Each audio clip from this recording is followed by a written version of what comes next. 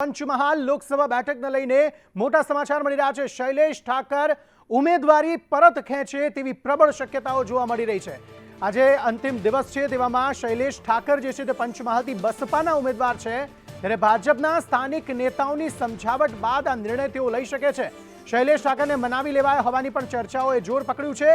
પંચમહાલમાં કોંગ્રેસ અને ભાજપ વચ્ચે સીધો જંગ જામશે તે નક્કી થઈ ચૂક્યું છે।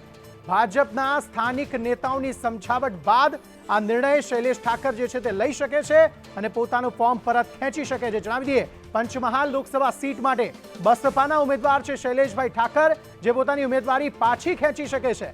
ભાજપના સ્થાનિક નેતાઓએ મધ્યસ્થી કરી છે। મોટા નેતાઓ દ્વારા સમજાવટ બાદ એ પ્રયત્નો સફળ થયા હોવાની આધારભૂત સૂત્રોના દ્વારા જાણકારી પ્રાપ્ત થઈ છે। જણાવી દઈએ, શૈલેષભાઈ બ્રહ્મ સમાજના અગ્રણી છે અને ભાજપના જ કાર્યકર હોય તેમને મનાવી લેવાયા હોવાની ચર્ચાએ જોર પકડ્યું છે। હર્ષદ મહેરા વધુ માહિતી આપી રહ્યા છે। હર્ષદ, જણાવશો શું વધુ વિગતો? જે અંકિત, શૈલેષભાઈ ઠાકર જે બસપાના ઉમેદવાર તરીકે ફોર્મ ભર્યું હતું, તેઓએ ભાજપમાંથી સેન્સ આપીને પોતાની ઉમેદવારી માટેની રજૂઆત કરી હતી, પરંતુ તેઓને ઉમેદવાર તરીકે જાહેર કરાતા નારાજ થઈને તેઓ બસપામાંથી ઉમેદવારી પત્ર ભર્યું હતું।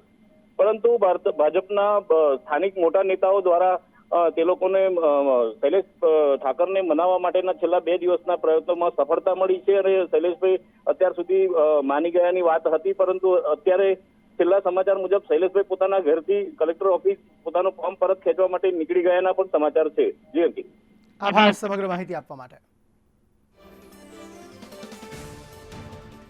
શૈલેષ ઠાકર બસપામાંથી તેમણે ઉમેદવારી કરી, પરંતુ તેમને હવે સમજાવી લેવાયા છે અને સમજાવી લેવાયા બાદ તેઓ ફોર્મ પરત ખેંચે તેવી પૂરેપૂરી શક્યતાઓએ જોર પકડ્યું છે।